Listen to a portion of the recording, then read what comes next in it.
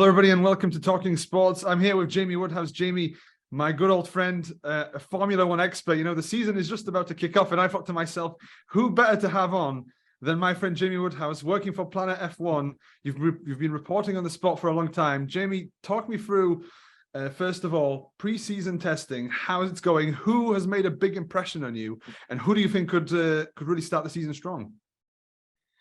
Well, the obvious answer is Red Bull, but I think they really did look like they were strong. I mean, they set the pace on day one and day three through Max Verstappen on the first day and then Sergio Perez on the third day. I know they say don't look at the times in testing. It's never a good way to tell who is the fastest, but they're the reigning double champs, and there was nothing in testing which really suggested that they've slipped away from that. And in terms of who might cause a surprise, Aston Martin, they were really strong in the pre-season test, because again, on the same subject as where people say don't look at the overall testing, it was in fact testing time, it was in fact Eddie Jordan, the former Jordan team boss, who said, look at the long run pace if you want to decide who is going to be there when the season gets going. And in that sense, a lot of people in the paddock were saying, keep an eye on Aston Martin, even unprompted. Some of my other colleagues in the paddock were saying, people from other teams were just saying, watch Aston Martin without prompt. So I think they're definitely a team to keep an eye on. But the Red Bull RB19, it just looked planted out on the track. And by all accounts, Max Verstappen had very, very little to say about the car, which according to Red Bull means it's good, because he nearly always has something to complain about. So, yeah, I would love a more competitive season, and I hope it is going to be, but Red Bull still look like they're starting out as the team to beat. You know, that was going to be my next question. Obviously, we've seen that Red Bull dominance over a long time. Max Verstappen, I mean, is he stoppable? Is there anybody who's going to come close to him this year? Well, it's definitely possible, because it is sadly in Formula One still so dependent on the car. And what we don't know at this stage, of course, is how strong the competition is, because nobody shows their hand in testing. Ferrari and Mercedes said openly that they weren't showing their hand, and even Alpine, they said that they never took the fuel out of the car at any point in test. So we don't know over one lap what they're capable of. So again, it's going to come down a lot onto the cars, but what Red Bull also are going to have to contend with is their wind tunnel penalty that they've got. So because they broke the 2021 cost cap, a minor overspend breach, they have an extra 10% of their wind tunnel time taken away for this upcoming 12 months, which what it basically means is they can do less work in the wind tunnel to test their aerodynamics for future development on the car. So it's possible that that's going to hurt them, but on the other hand, they've got such a strong base and there's such a intelligent bunch of people at that team, with probably the best driver on the grid, or at least one of the best drivers on the grid in Max Verstappen. So the question mark is whether that's actually really going to hold them back. But it might well do. And the whole idea now with the aerodynamic wind tunnel time is basically that there's a sliding scale of it. So the team that finishes last in the standings gets the most time of any teams for the upcoming 12-month period. And then the team that finishes at the top of the Constructors' Championship, which was Red Bull, gets the least. So when they now get an extra 10% taken away, just for some comparison, they're going to get 202 runs in the wind tunnel, Red Bull, for this upcoming 12-month period, where in comparison, Ferrari will get 240 and Mercedes will get 256. So that already shows that Red Bull have got a bit of a handicap. So even if they start the season really strong, which they probably are going to do, the question mark then is, can they sustain it? Because we know Max Verstappen, if he has a title winning car, then good luck stopping him.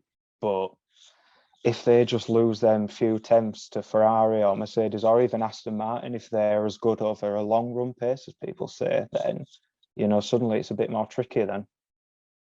In your opinion, Jamie, Lewis Hamilton this year, what can we expect from Lewis? And I suspect you're going to tell me that a lot of that is going to depend on the car, isn't it? It is, because if you look back to last season, everybody thought he was finished after the first few races because the W13 wasn't a title contending car and he just looked so deflated. People obviously debated, was that a fallout from Abu Dhabi 2021? And it probably was partly to do with that. But then also you could tell from his demeanour, he just was not happy in a car that was at that stage not going to challenge for the title. And ultimately it never did. But what Mercedes did manage to do is they managed to find more pace over the season. It wasn't consistent, but you could say what they could do at their peak was stronger, which was shown when George Russell won the Sao Paulo Grand Prix and Lewis Hamilton finished second. But in that closing stage of the season, it was almost like a flick of a switch for Lewis Hamilton. Suddenly, when there was light at the end of the tunnel and you saw actually Mercedes are starting to make a bit of progress, suddenly he looked like the 7-time world champion again, the Lewis Hamilton that we know. So it really is going to depend on the car. His contract is up at the end of 2023. And of course, naturally, there's lots of debate on whether he's going to sign a new deal or not. And I think a lot of that is going to depend on how Mercedes prove that they can get back to the front again and winning titles, because of course he's 38 now. He's still chasing that record 8th world championship, but he's got so many stuff going on outside of Formula One that if in his mind he decides, I'm not going to win that 8th title and that matters, then, he doesn't have to stick around. So I think it really is going to depend on Mercedes. If they can put the W14 on the track and show that it is an improvement on the W13, which it seems like it is from pre-season testing, perhaps, then I think they've got the good chance then of keeping the Lewis Hamilton that we know on side and motivated. And then we should, hopefully, if that W14, is in the title fight, then we know Lewis Hamilton can deliver. So it really does depend on the car, quite literally, I think. Jamie, what I love about Formula One, whenever I watch a race, I always, you always see the familiar names at the start, at the top of the list. But I like it when an underdog can sometimes go up there and perhaps steal a couple of points. Who should we be looking out for this year with regards to underdogs, with regards to perhaps drivers or teams that perhaps a little bit under the radar? I think definitely Fernando Alonso and Aston Martin. From the test, it would seem like the combination of driver and team that we really have to watch out for. Because the main thing for Aston Martin, going back to the point of testing times not being what you really judge from, over the long run pace, there was talk in the paddock that Aston Martin were perhaps even a contender against Ferrari and Mercedes. So Fernando Alonso is still one of the best drivers in Formula One. He's into his early 40s now, but it just doesn't seem to matter. The guy just does not age.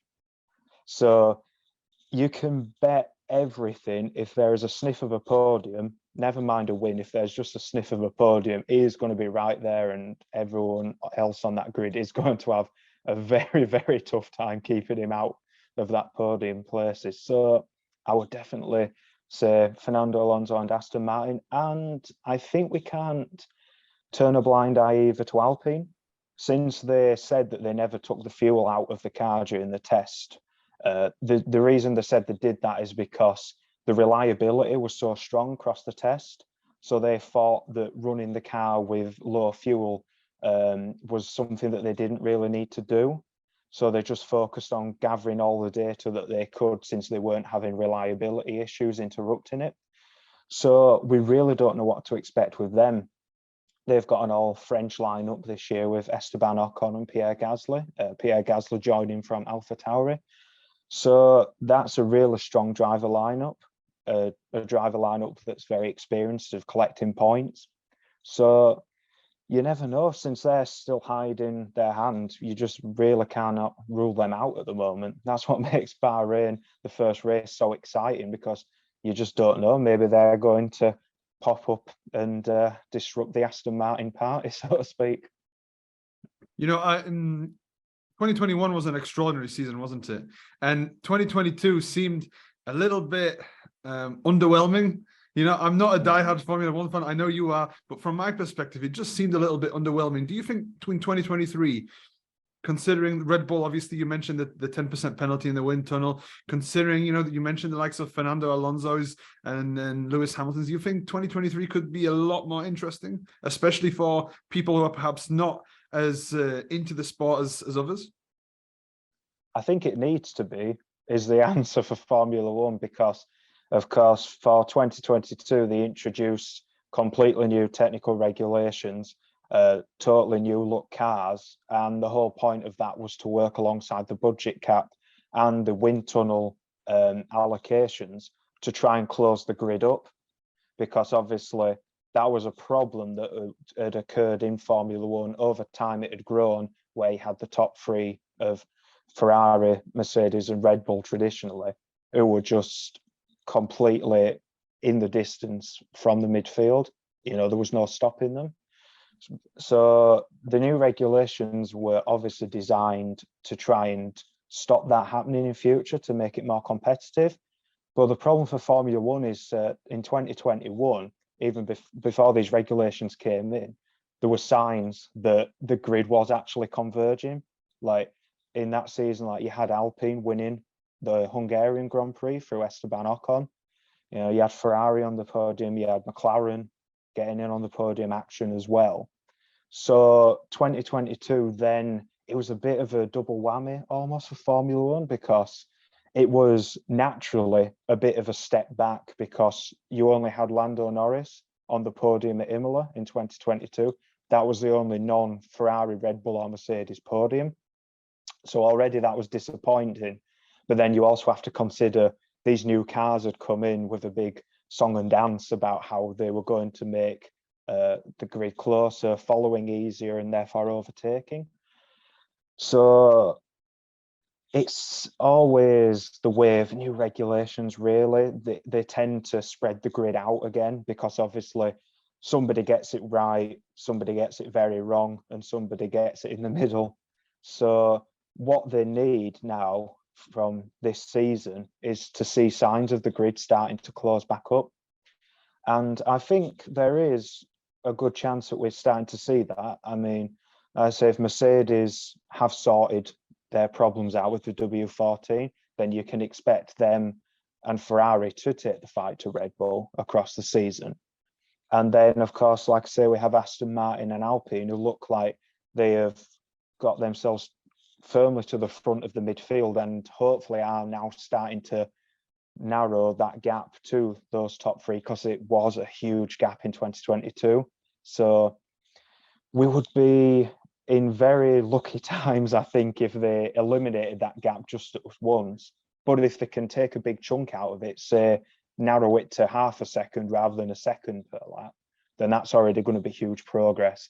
So I think you could confidently predict that the grid is going to be more competitive in 2023. I know especially the teams think the midfield at least is going to be just one big block. It seems very hard to pick from the midfield a team, maybe other than Aston Martin, who are just absolutely at the front. It seems like it could be anybody's game. So hopefully they start carrying each other towards that top three. That's brilliant. Jamie, you know, whenever I speak with you, you know, before I spoke to you, I was a little bit unsure of where we stand ahead of the season. But now, thanks to you, you have a magnificent way of clearing everything up, especially the 10% wind tunnel penalty. I heard about it, but I wasn't really sure. But you always have a way of clearing up, and I would say I would entice all Formula One fans to go on social media to follow you, Jamie Woodhouse on Twitter and wherever else. Are you on TikTok, Jamie? I'm sure you're all. No, no, I'm not on TikTok. There's been many temptations to try and go on there and expand the social media profile, if you will, but I'm resisting for now. No, but a lot of many fans will see you on Planet F1, and any latest updates and news on the sport, they'll obviously find it with you. But thanks for your time, Jamie. And yeah, let's look ahead to another superb season in F1. Absolutely, thank you. It's been an absolute pleasure, and yeah, let's hope we have a great season to look forward to.